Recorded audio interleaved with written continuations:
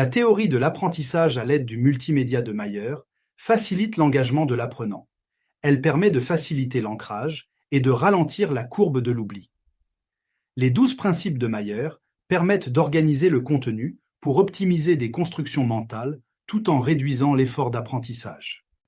Les différents éléments d'un message doivent être alignés et cohérents entre eux.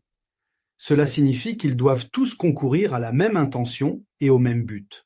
Les éléments doivent également être présentés de manière claire et concise, de sorte que l'audience puisse facilement les comprendre et les assimiler. Les éléments doivent être clairs et lisibles pour permettre aux utilisateurs de comprendre ce qui est attendu d'eux. Ils doivent également être bien organisés et faciles à trouver pour aider à la navigation dans le contenu.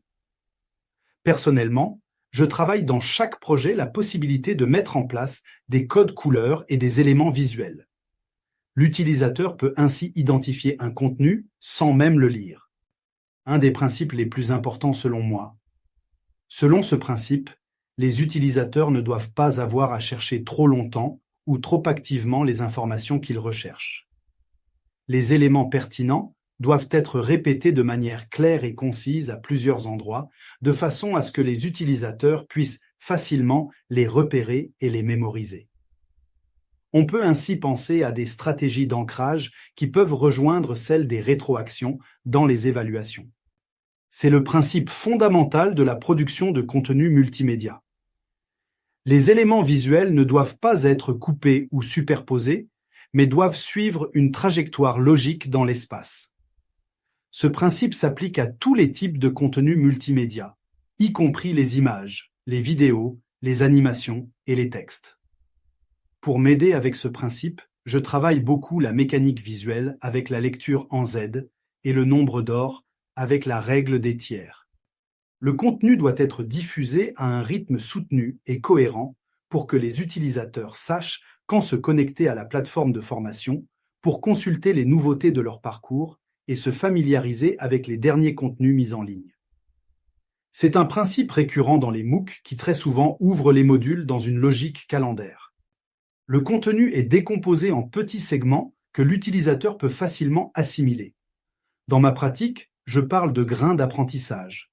Les grains peuvent alors former des séquences, les séquences des modules.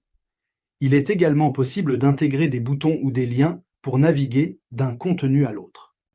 Le parcours d'apprentissage doit fournir aux apprenants une certaine quantité d'informations avant de leur donner accès au contenu multimédia qui est alors mieux utilisé. Ce sera un point majeur pour les évaluations. Ce principe peut s'appliquer au parcours lui-même. Un facteur majeur de rejet chez l'apprenant est souvent lié au fait qu'on oublie de le former à l'utilisation de la plateforme de formation ou comment manipuler son contenu. Les contenus multimédia doivent être présentés de manière à ce que l'apprenant puisse naviguer facilement et en appréhender le sens global. Il est important que les contenus soient organisés de façon à ce qu'ils puissent être parcourus de manière logique et que les différentes parties soient clairement identifiables. Avec le bon niveau d'interactivité, notre objectif est de permettre aux utilisateurs de contrôler l'ordre et le rythme de consultation du contenu multimédia afin qu'ils puissent mieux apprendre. Pour produire du contenu multimédia efficace, il est important de prendre en compte les besoins et les objectifs des apprenants. Il est également important de structurer le contenu de manière à ce qu'il soit facile à assimiler et de sélectionner les médias en fonction de leur capacité à communiquer efficacement le message. On comprend alors toute l'importance de l'étape d'analyse pour travailler ce qu'on appelle le 3e niveau d'alignement pédagogique. Le niveau médiatique, du média jusqu'au médium, participe au développement de contenus engageants et faciles à mémoriser pour les apprenants. Les principes clés du design sont l'utilisation de couleurs vives, d'images simples et explicites, d'une narration concise et de contrastes élevés. Avec une voix off ou narrée, les apprenants sont naturellement attirés par les histoires. Il s'agit donc de fournir aux apprenants un récit complet et cohérent en y intégrant des éléments multimédia tels que des images, des vidéos ou des sons. La voix, avec son timbre, son rythme ou encore son débit, sera la signature de votre contenu d'apprentissage.